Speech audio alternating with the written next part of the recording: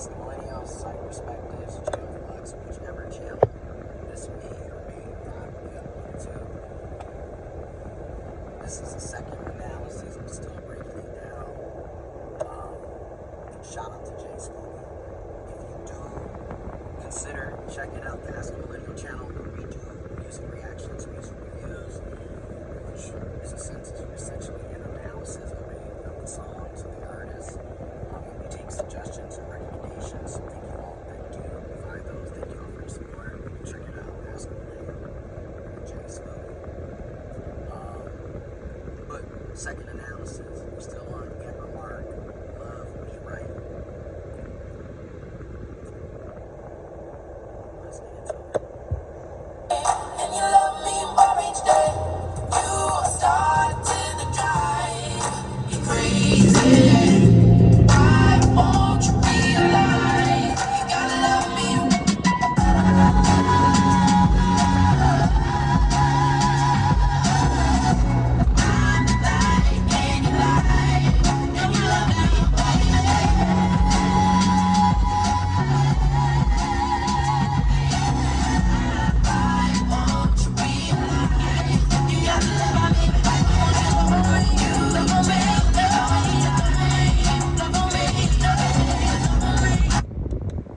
Why don't men, in particular cis males, and people in general, but in particular cis males, and men, masculine folks, but people in general, because women can do this,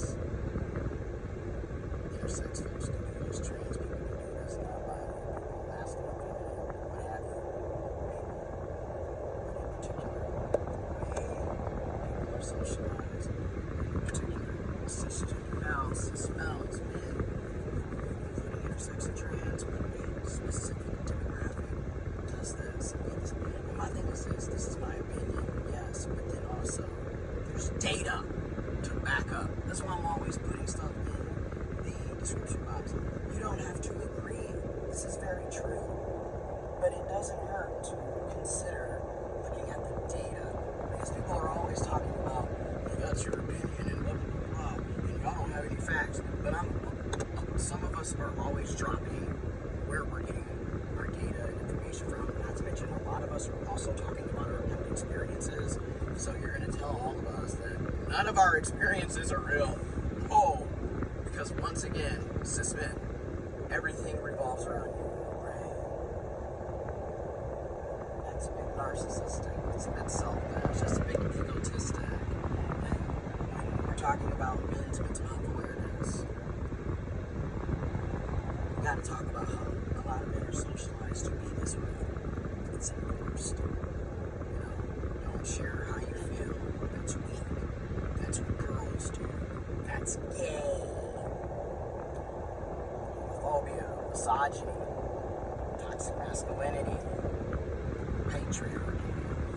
Then you end up with grown men who think lying and manipulating or holding how they really feel is how to be a man. And of course, the hoes on my job, but you man. But then these are the same men complaining about the loneliness epidemic. Oh my God.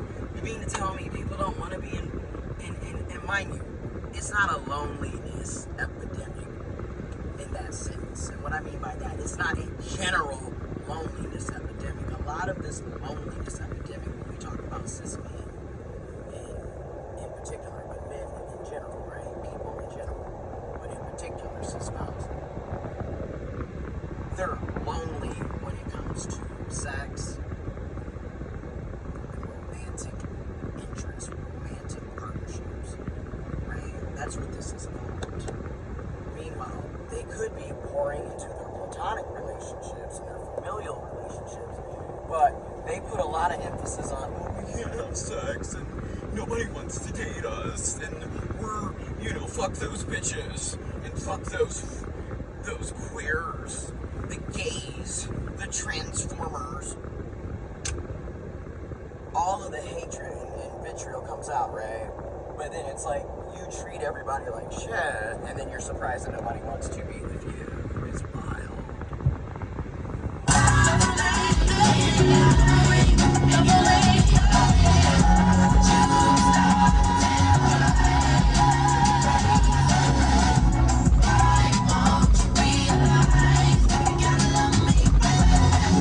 You tell me all the time, baby, I'm lying, and you love me every day. It's starting to drive me crazy. Why won't you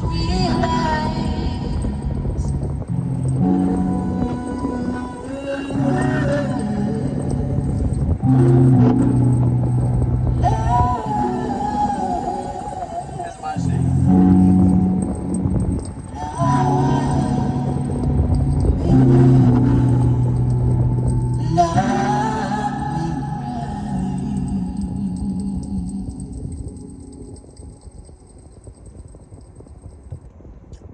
Love me right.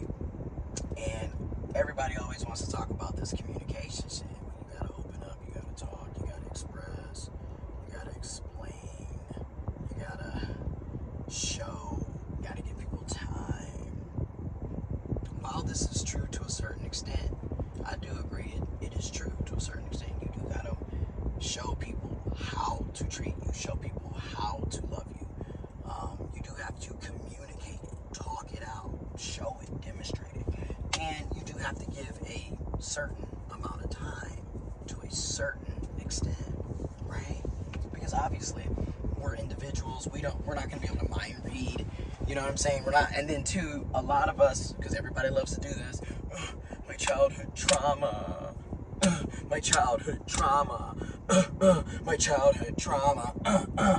My childhood trauma. I mean, we could make a whole damn song just on people using that as an excuse to justify treating other people like shit. We can't wait. Can we just use it? It's my childhood trauma. Why I ain't shit. You bitches ain't gonna get this. The point is, some of us, and don't get me wrong, I've done it. I've used it. I've experienced it too. And I've been working on it for over 6 years. Not a long time, obviously. I am 32, nearly 33, and I didn't start working on it until I got my first heartbreak in 2018. And then all of 2019, I got into therapy and been working on it. I'm not as consistent as I should be. I can be better. I need to do better. But I'm doing it.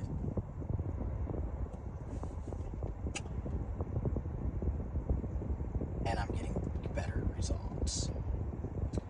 Because you know that's the thing. You can't keep using your childhood trauma to justify hurting folks over and over and over. And I mean, these niggas, in particular, cis men, I'm just going there. Cis males, but men in general, masculine folks in general, the way toxic masculinity and misogyny, patriarchy has a struggle, homophobia, misogyny, just so many things. Just we can't. Oh, by the way, F racism. Anyways.